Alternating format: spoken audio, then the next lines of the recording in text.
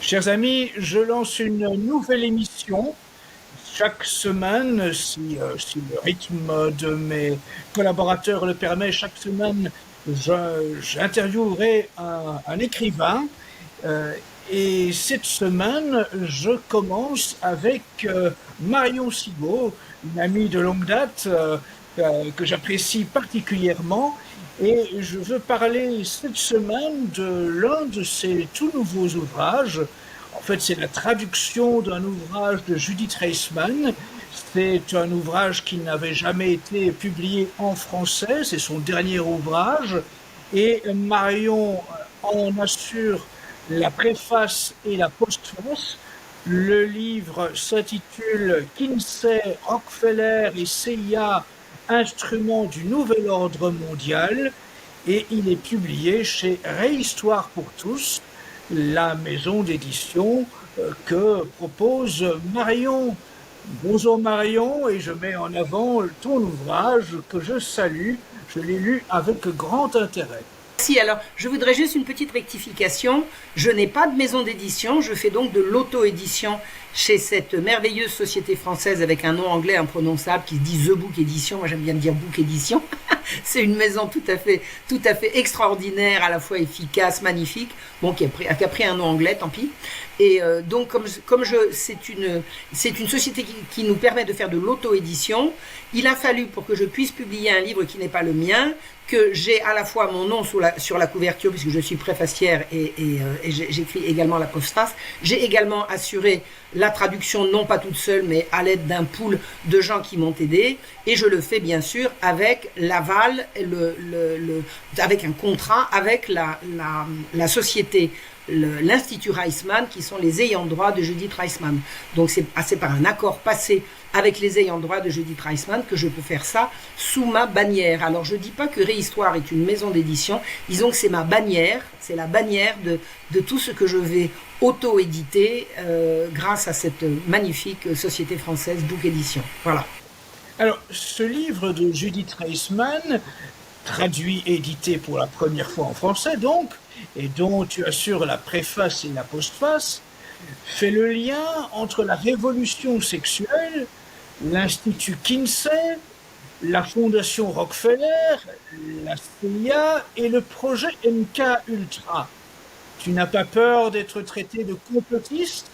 Et est-ce que Judith Reisman est fiable? Demanderont évidemment beaucoup de gens qui vont écouter cette vidéo. Que si Judith Reisman n'avait pas été fiable, elle n'aurait pas été combattue comme elle l'a été. Il aurait suffi de la rouler dans la farine et de lui faire prendre les pieds dans le tapis à partir de 2 ou 3 grosses bêtises qu'elle aurait dites. Personne n'a jamais réussi à la prendre en défaut.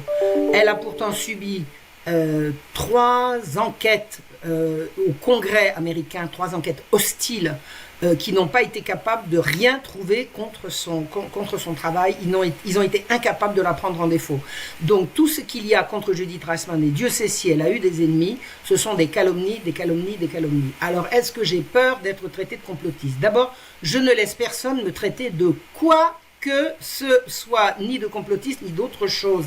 Alors d'abord, complotiste, ça veut dire quoi? C'est un rayon paralysant, ça c'est comme antisémite ou homophobe, hein. C'est le rayon paralysant. Une fois qu'on vous a balancé ça, vous êtes censé ne plus rien avoir à dire. Alors, je vais expliquer ce que c'est qu'un complot. C'est un plan organisé en secret par plusieurs personnes qui ont un objectif commun. Alors si c'est pas un complot, c'est quoi?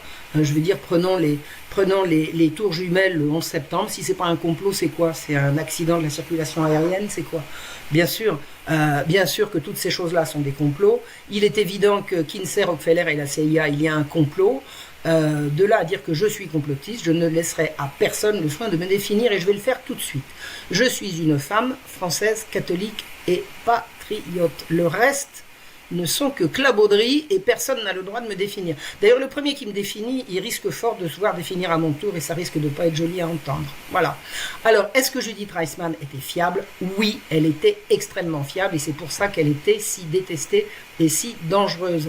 Alors, il faut savoir que ces recherches ont été validées par l'unité d'élite des sciences du comportement du FBI, par les fonctionnaires du ministère de la Justice et par les agents vétérans et les agents des forces de l'ordre des États-Unis. Ces gens-là n'ont pas réussi à contrer la vague monstrueuse de calomnies dirigées par la presse. Vous avez d'une part les gens qui travaillent et d'autre part les médias. Hein, ces gens-là ne travaillent pas, ils se contentent de faire de la diffamation. Donc, personne n'a réussi à l'incriminer. Tout ce qu'elle dit a été validé et revalidé. Et je me répète, si ce qu'elle disait, si ce qu'elle a dit n'était pas fiable, on ne l'aurait pas pourchassée comme on l'a fait. Et elle a été persécutée, mais elle est morte debout, droit dans ses bottes, sans jamais avoir trahi, sans jamais avoir renoncé à ses convictions. Et elle n'a cessé jusqu'à la fin d'agréger autour d'elle de plus en plus de gens compétents, à la fois compétents, reconnaissants et tout à fait dignes de foi. La liste des gens qui l'ont soutenue est impressionnante. Alors Marion, cet ouvrage montre comment depuis des décennies, certains cherchent à légitimer les pires perversions par un vernis pseudo-scientifique. Dans ta préface, tu rappelles comment le docteur Pierre Simon, qui est ancien grand maître de la Grande Loge de France et introducteur en France de Planned Parenthood, le planning familial, le précurseur du planning familial, comment le docteur Simon était l'un des acteurs principaux dans la réhabilitation de Gilles de Rais en France. Peux-tu nous résumer cette affaire? Une histoire proprement scandaleuse. En 1992, il y a eu au Sénat à Paris la conclusion d'une campagne qui a été menée par un certain nombre d'intellectuels de gauche, faut les nommer, tous francs-maçons, faut les nommer aussi, qui ont décidé de réhabiliter la mémoire du plus grand pédocriminel de notre histoire. Il s'appelait Gilles de Rais.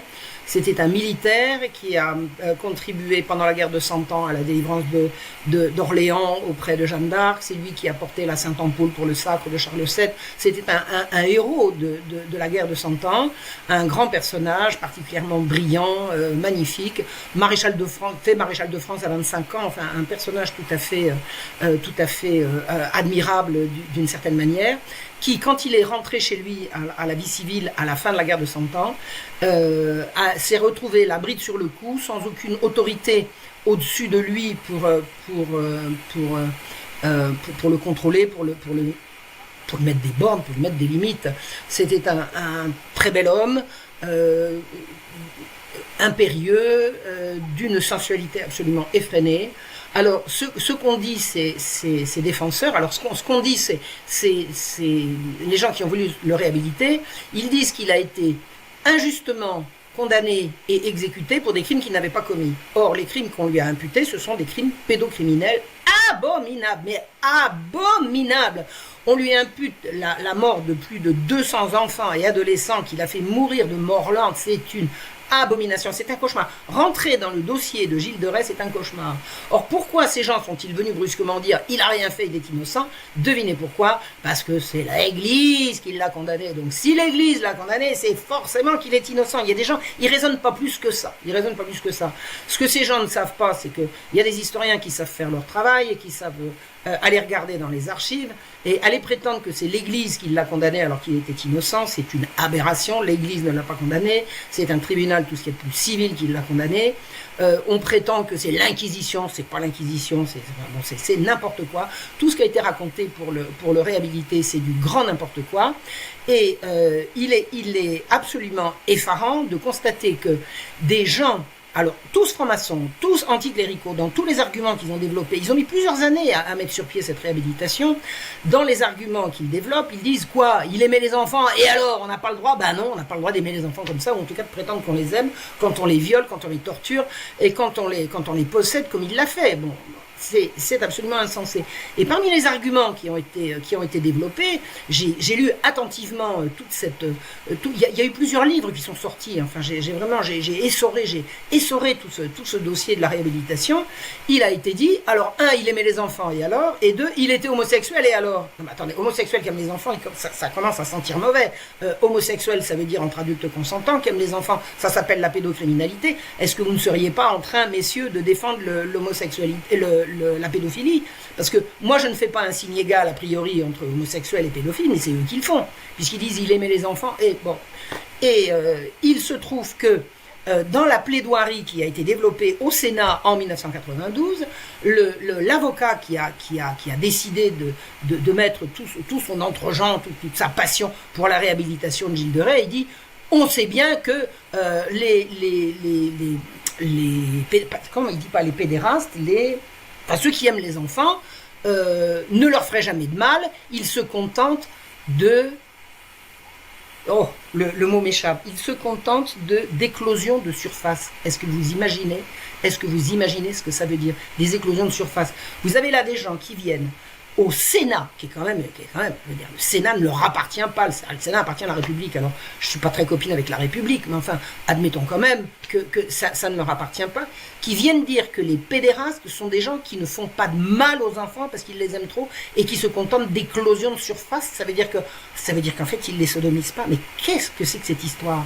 Et dans le comité de réhabilitation, ils ont voté la réhabilitation de Gilles de Rais en un quart d'heure, tout compris, hein, il n'y a pas eu de discussion, ils ont sifflé, hué les gens qui venaient essayer d'apporter des informations sur la réalité de ce procès, qui n'a absolument pas été ce qu'il a dit. Gilles de Rais n'a jamais été torturé, il a tout avoué. Il y a une chose extraordinaire dans le procès de Gilles de Rais, c'est que quand il a cessé de pouvoir nier ce qu'on lui reprochait, il a été touché par je ne sais pas quoi, la grâce probablement, il a tout avoué. Il dit, ben oui, mais sous la torture. Non, il n'a pas été torturé. À aucun moment il n'a été torturé.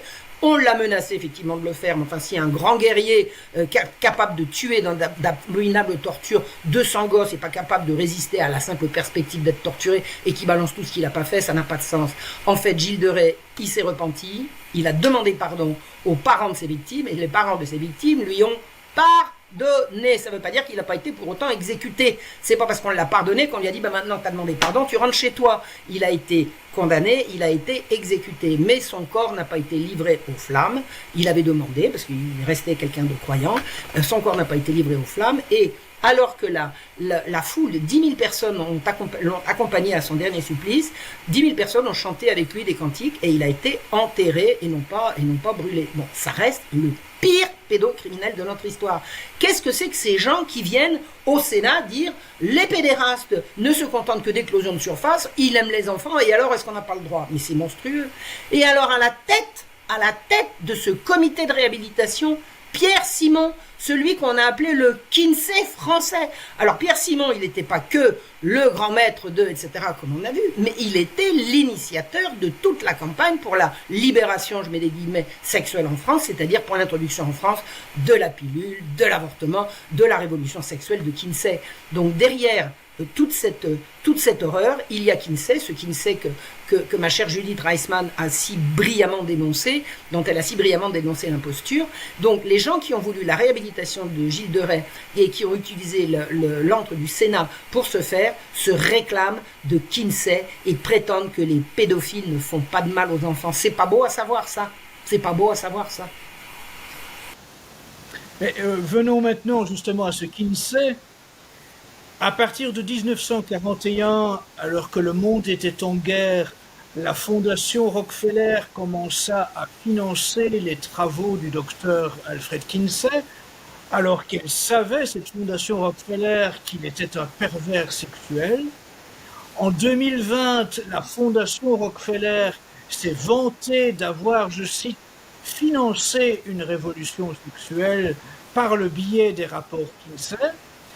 Peut-on considérer que c'est cette révolution sexuelle financée par la Fondation Rockefeller qui est à la source des programmes d'éducation sexuelle aujourd'hui imposés dans les écoles sous le nom d'EVARS en France et d'EVRAS en Belgique? C'est incontestable. Là, le programme mondial qu'on impose aux enfants, enfin qu'on essaye d'imposer mondialement aux enfants, parce qu'il y a des pays qui résistent, le programme mondial qui est imposé partout dans le monde et qui consiste à gaver les enfants de sexualité qui ne les regarde pas, c'est du Kinsey, 100%.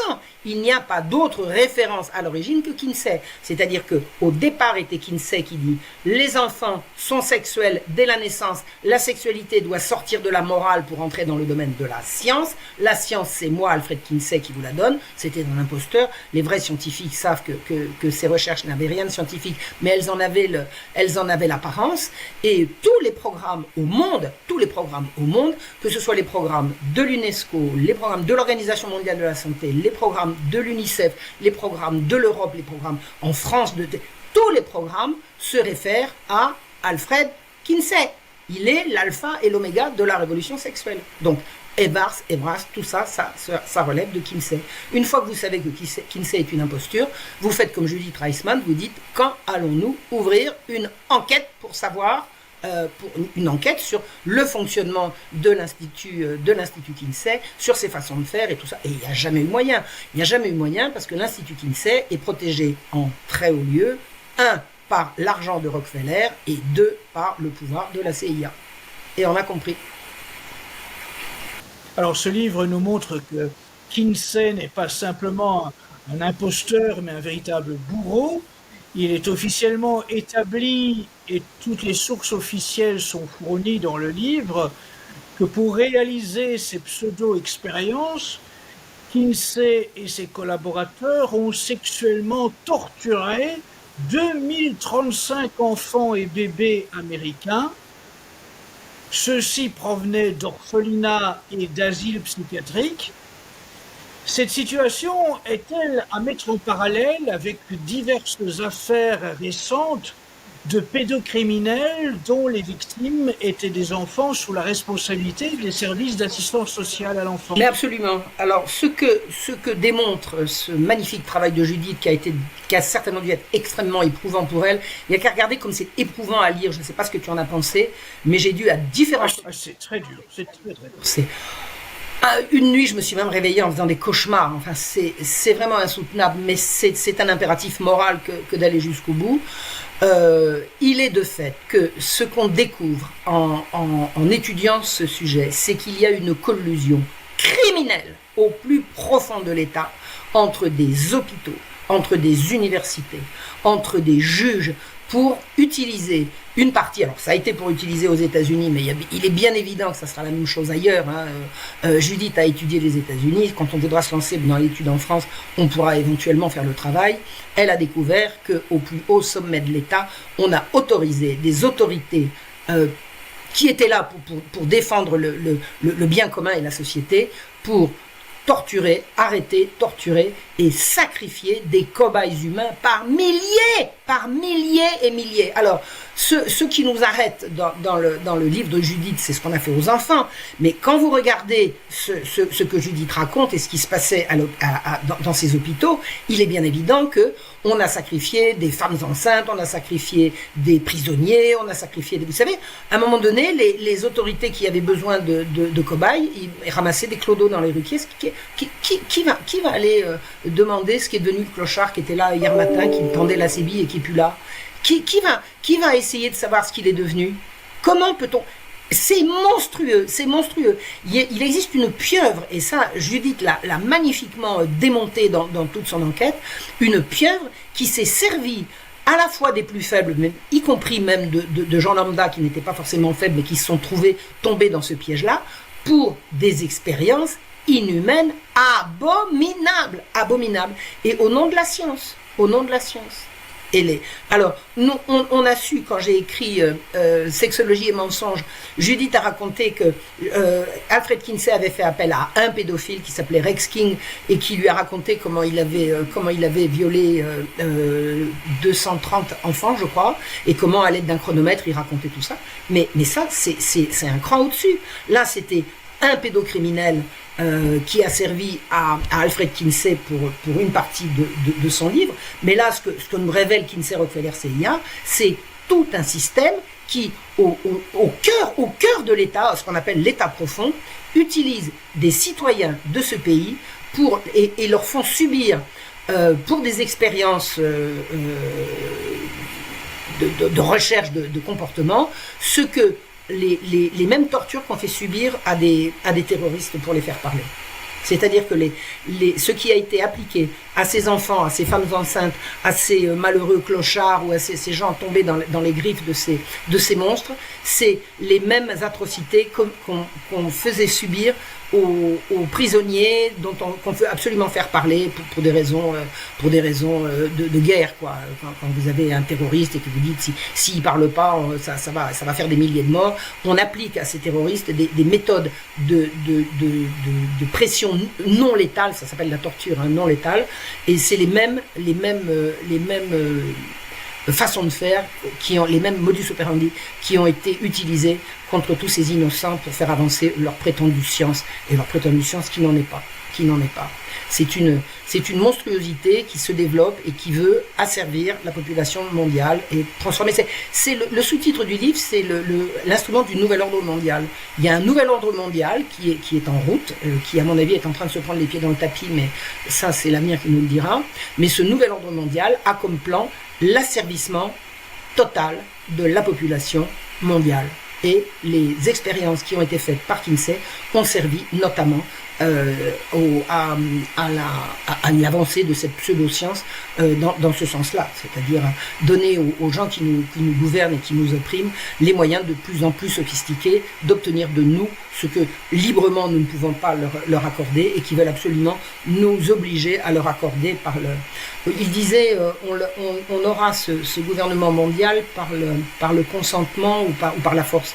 Eux, ils préfèrent le consentement, et le consentement, ça se fabrique par le lavage de cerveau, par tout un tas de techniques que ces monstres ont développées, et c'est cauchemardesque, Donc ça s'est fait aux États-Unis dans les années 50-60, on appelait ça, je me souviens quand j'étais petite, on entendait parler de lavage de cerveau, je sais maintenant à quoi ça correspond.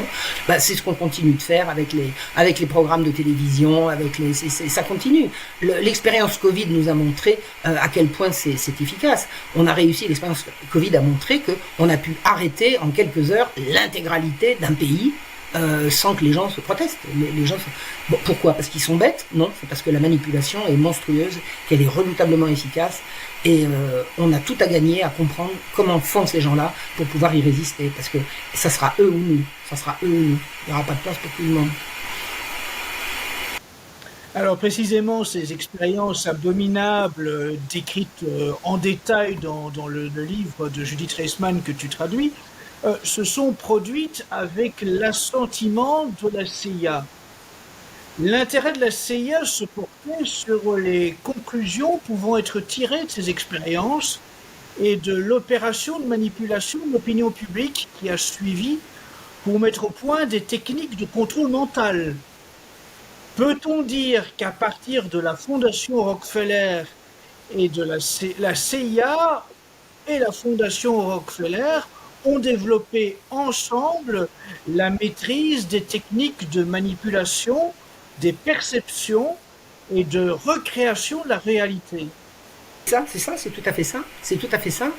Toutes ces expériences. Alors, pour l'instant, l'espoir qu'on peut nourrir par rapport aux avancées de ces techniques-là, parce qu'elles sont monstrueuses, c'est qu'à partir du moment où elles sont éventées, elles vont être moins facilement utilisables par le système. Mais l'intelligence artificielle, ça n'est rien d'autre que ça.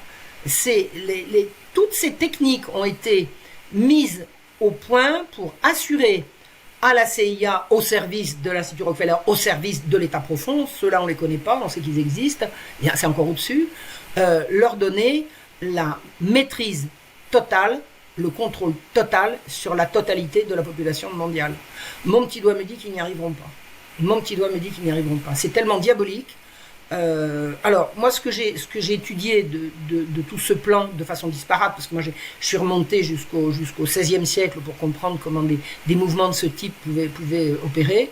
Je vois c'est un plan qui se déroule année après année, siècle après siècle, et la situation d'aujourd'hui est que c'est la première fois que le plan est connu de la population. Avant, c'était jamais le cas.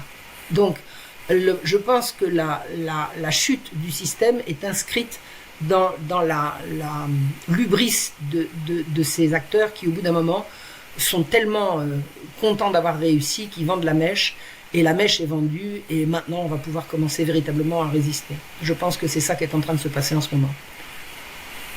Cependant, beaucoup de nos contemporains ont du mal à croire que nos gouvernants pourraient nous vouloir du mal. Jamais convaincre tout le monde. D'ailleurs, on ne pourra jamais convaincre personne. Je pense qu'il est tout à fait vain d'imaginer que les choses changeront quand la majorité aura compris. Ce qu'il faut, c'est que la minorité active, intelligente, généreuse et organisée, elle, ait compris. La masse, vous savez, attendre que les masses se mettent en branle, c'est une notion marxiste. Je suis revenu de ces illusions-là. Avec le recul de l'histoire, on n'a jamais vu des masses se mettre en mouvement. si, moi j'ai vu les masses se mettre en mouvement contre la Révolution française quand les gens criaient taxation, taxation et couraient après les convois de grains. Mais c'était jamais que des masses de quelques dizaines de personnes ici, quelques centaines là. Les masses qui se mettent en branle pour renverser le pouvoir, ça n'existe pas. Donc les pouvoirs sont toujours renversés par les minorités actives. Ce sont ces minorités actives qu'il faut activement convaincre, mais non pas les convaincre en leur forçant à croire des choses qu'ils ne veulent pas croire, mais en répondant à leurs préoccupations. On n'a pas de temps à perdre à essayer de convaincre quelqu'un qui ne veut pas entendre, parce qu'en général, celui qui ne veut pas entendre, c'est pas qu'il ne veut pas, c'est qu'il ne peut pas. Et c'est pas parce qu'il ne peut pas aujourd'hui qu'il ne pourra pas demain. Donc, je pense que notre travail de lanceur d'alerte et de gens engagés comme nous sommes, consiste à chercher la vérité, la dire, la lancer et attendre qu'elle fasse le travail chez les gens, dans la conscience individuelle et collective de la population. Donc, que les gens, d'une façon générale, ne veuillent pas, ne peuvent pas comprendre, c'est pas notre problème. Passons à un autre sujet, disons la vérité, faisons en sorte que les magnifiques travaux de ma chère Judith soient connus d'un maximum de gens, et ne perdons pas de temps à expliquer à des gens qui disent qu'on est complotiste, qu'on est ceci, cela, vous dites ce qu'il faut en dire. Quelqu'un qui vous dit ce que vous êtes, vous n'avez qu'à lui répondre ce que vous pensez de lui, ça s'arrêtera très très vite. Donc ne laissez personne vous dire ce que vous êtes, et ne perdez pas votre temps à expliquer à des gens qui n'ont pas les capacités, peut-être provisoirement, de comprendre. La vérité, elle se dit, elle se dispense, et ensuite, vous savez comment on dit, l'Esprit Saint fera le travail.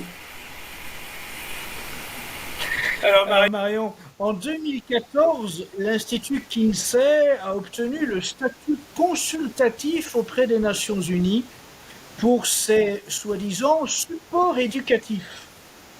Faut-il y voir un lien avec les programmes d'éducation sexuelle promus par l'OMS? Oui, complètement.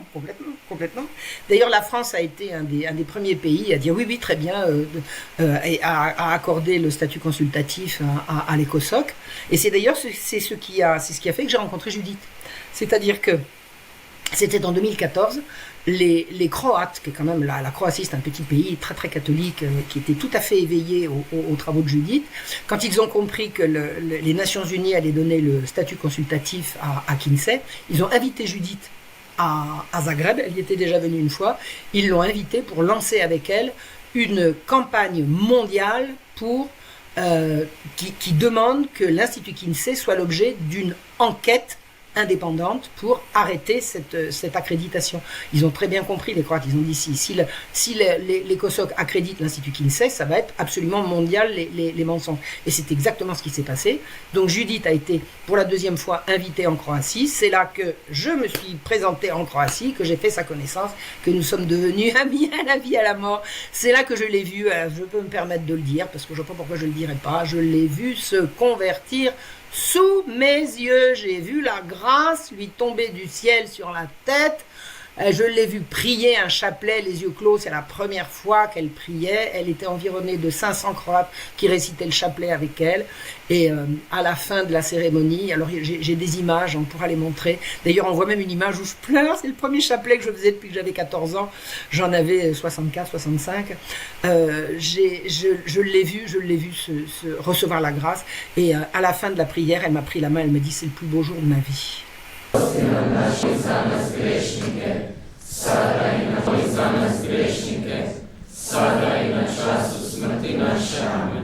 Zdravo Marijo, milosti puna, Gospodin je s tobom, blagoslovljena ti među ženama i blagoslovljen plod utrobe tvoje Isus, koji je od mrtvih uskrsnuo. Sveta Marijo, Majko Božja, moli za nas grešnike, sada i na času smrti naše. Amen. Zdravo Marijo, milosti puna, Gospodin je s tobom, Blagoslovljena ti među ženama i blagoslovljen plod I dovedi u raj sve duše, osobito one kojima je najpotrebnije tvoje milosrđe. Evo može prvo pjesma.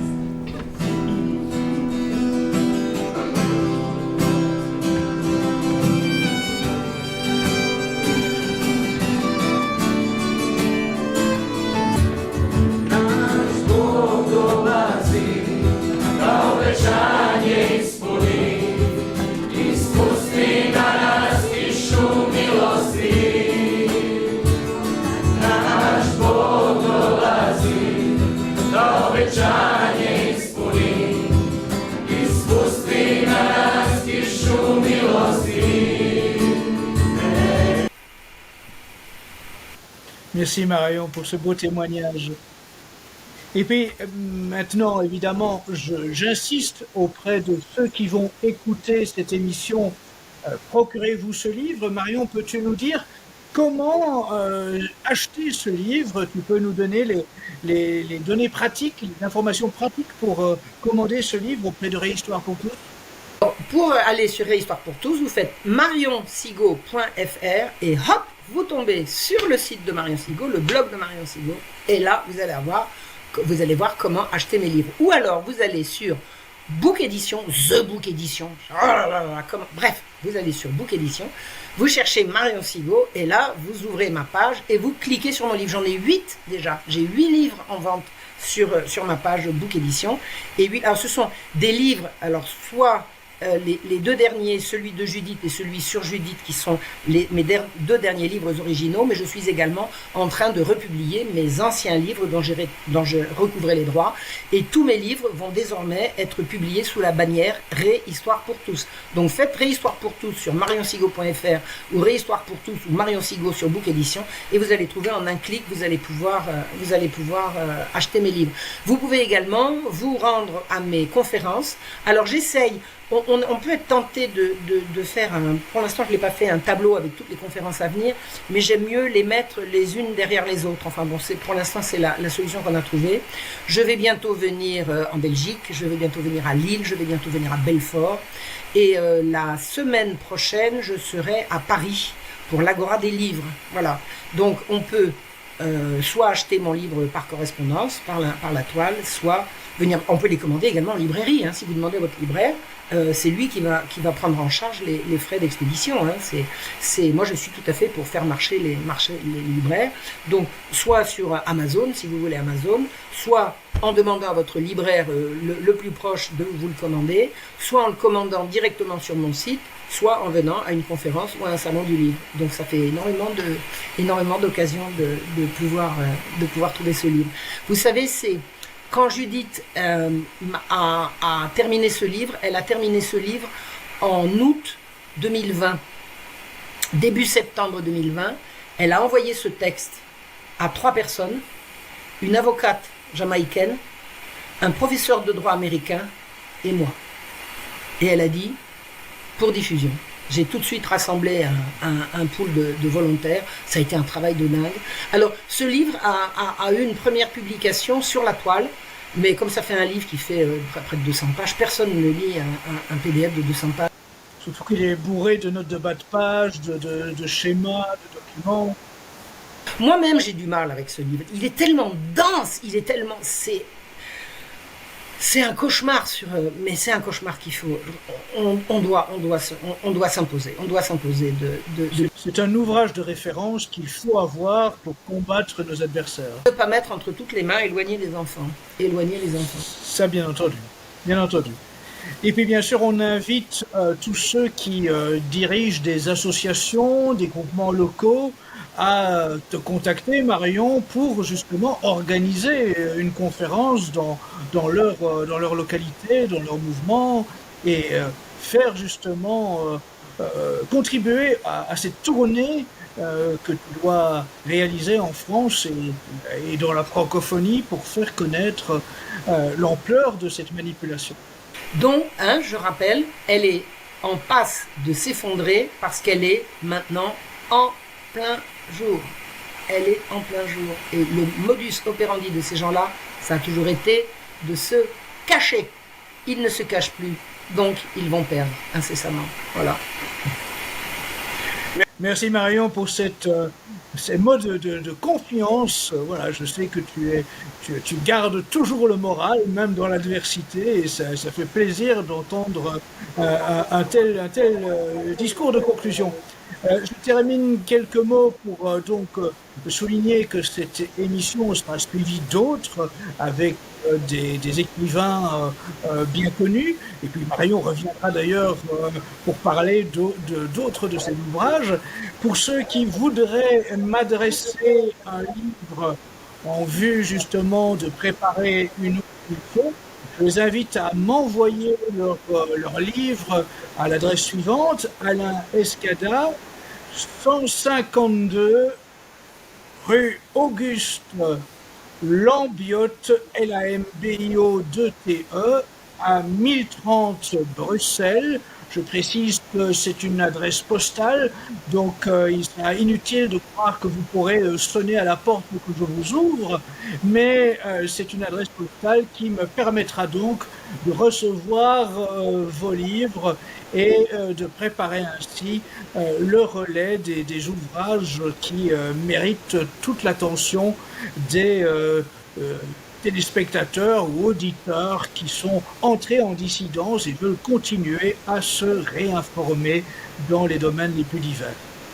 Encore merci à toi Marion, et puis merci à Jacques, notre technicien, qui aide à la bonne réalisation de cette nouvelle émission.